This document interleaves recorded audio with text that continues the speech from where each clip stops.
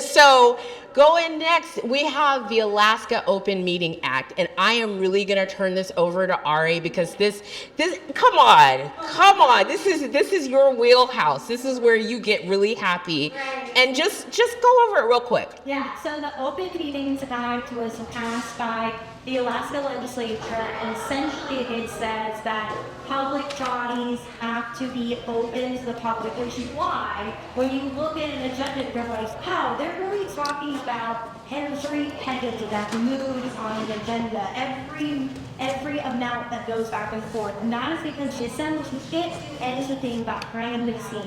Have to do it in the public sphere. There are very particular times and places when they can talk without being the public, but they can't move legislation, they can't vote on an ordinance. I believe they have to that in the public sphere. They can have a conversation. For example, litigation, whether it's personnel or use, that makes sense. We can do behind closed doors. There's a lot of concerns like privacy and information that you have to contend with.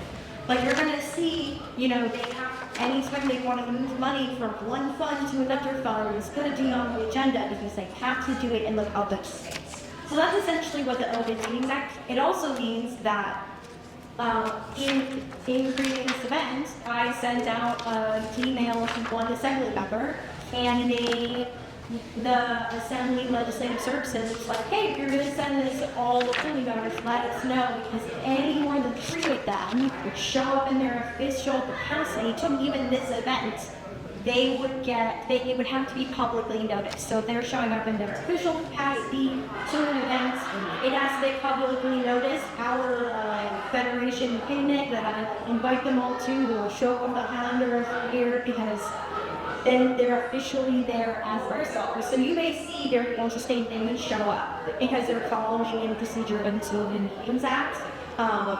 Special sessions, all that stuff comes up, and they have to publicly notice anytime that more than 3 of them are going to be there.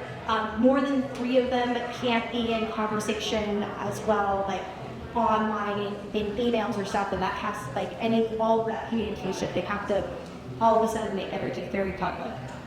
Why do you think that is? Why do you think the Open Meetings Act exists? I think a lot of it has to do with the fact that Alaska is a very young state, and so they were able to look at what other states were doing and were not doing, and because it comes from the state, they were very concerned about what was being done behind the scenes in government.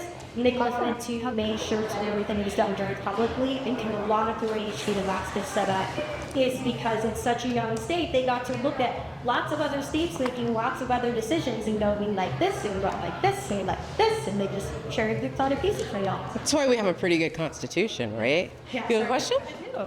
So I was just curious, so if I was following you right, so on the weekly newsletter that you sent out, it was 3 assembly members said that they might attend today, and that's how it got on the newsletter, or how did Yeah, so on their official calendar, it'll get published.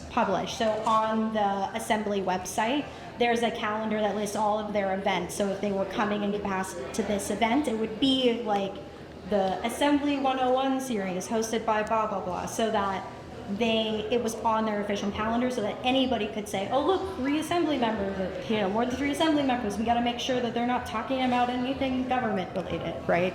Or so you would have some sort of accountability. Really and truly, it's about transparency, right? Which is what we want in our government.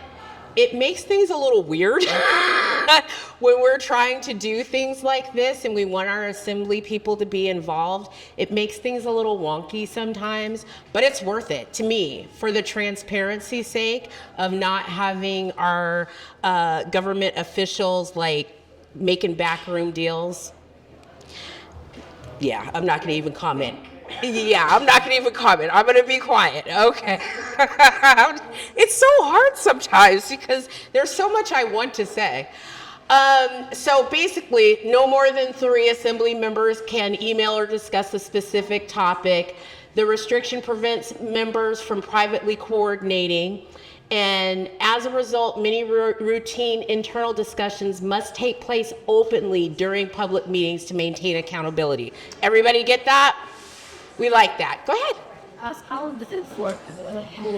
How is it So it's just like, how would they? I follow them around. No, really and truly, you would be surprised at how many like governmental watchdog folks that there are.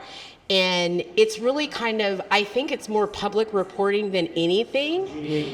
Yeah, because if you see them all in one place and it's not, then they're in trouble, basically. They're really good about not getting in trouble. They know. risk averse, I would say. Wait, Kings Federation Community Council Executive Board meeting. Eugene. If you've ever gone to testify, you see the dais where you testify. Oh, yeah. The person's face on it. Yeah, it's Eugene.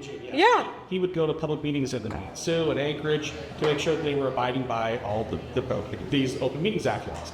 And he came to our FCC nonprofit board meeting of like 4 people in there and stood there to make sure that we were abiding by the Open Meetings Act. Which we don't have. But we still invited him in.